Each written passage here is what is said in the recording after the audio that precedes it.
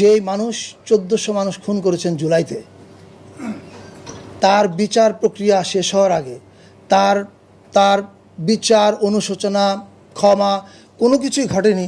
আপনি কি আমাকে বলছেন তার সঙ্গে এখন জাতীয় ঐক্য করবার জন্য? I think this is absurd, this is very absurd. আমার যেটা উত্তর দেওয়ার পরিষ্কার দিয়েছি, 1400 মানুষ যারা খুন করেছে তাদের বিচার প্রক্রিয়া যাওয়ার আগ পর্যন্ত, বিচার সম্পন্ন হওয়ার আগ পর্যন্ত you can't expect a kind of reconciliation process to start.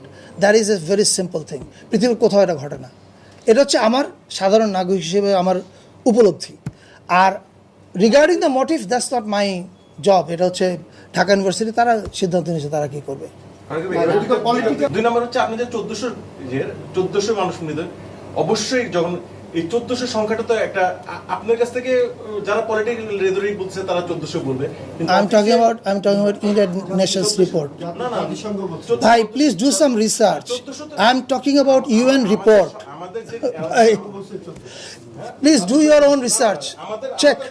যে 1400 মানুষ যিনি খুন করেছেন, এখন কথা হচ্ছে আপনি কিভাবে বুঝলেন যে একজন মানুষ 1400 মানুষকে খুন করেছে? এটা তো কোর্ট বলবে, কোর্ট ভার্ডিক্ট করবে। আপনি এরকম একটা বায়াসড উত্তর। এখন আপনাকে প্রশ্ন করি, 71 সালে মুক্তিযুদ্ধের পরে আপনার মতো একজন সাংবাদিক যদি এসে বলতেন, কি করে আপনি আমাকে বলছেন এতগুলো লোককে পাকিস্তানিরা মেরেছে? এটা তো কোর্ট ভার্ডিক্ট দেয় না এখনো। This is absurd, don't say this. আমাদের শুনুন, ওয়েট, আমার জুলাই মাসে আপনি কোথায় ছিলেন? Where have you been in July? In Dhaka? In Dhaka, in Bangladesh, right?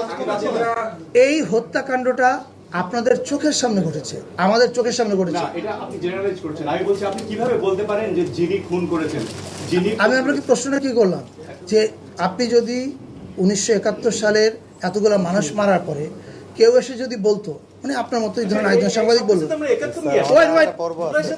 There is a reason. শেষ করি। আপনি যেমন এখন প্রশ্ন করছেন, 1972 সালে এরকম একটা প্রেস মিটে একজন সাংবাদিক যদি বসে এই প্রশ্নটা করতেন, ধরেন ওই সময় আওয়ামী লীগের সংস্কৃতি মন্ত্রী যিনি ছিলেন, আমি জানি না কে ছিলেন, ওনাকে যদি প্রশ্ন করতেন, আচ্ছা এই যে আপনারা বারবার বলছেন খুনি পাকিস্তানি, এটা তো এখনো কোর্ট প্রমাণ করেনি, আপনি কেন বলছেন খুনি পাকিস্তানি?